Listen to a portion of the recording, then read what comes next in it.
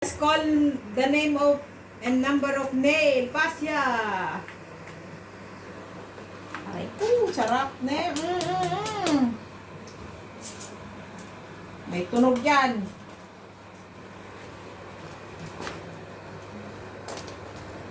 Oh, pero unboxing. Sarap oh. Sangka pa. Oh, diba? Order na kayo. May tanglad talaga oh. Ang sarap ng logo. Tignan mo oh. Pinky oh.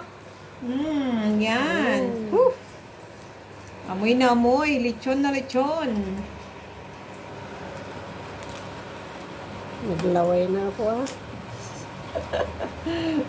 Sarap.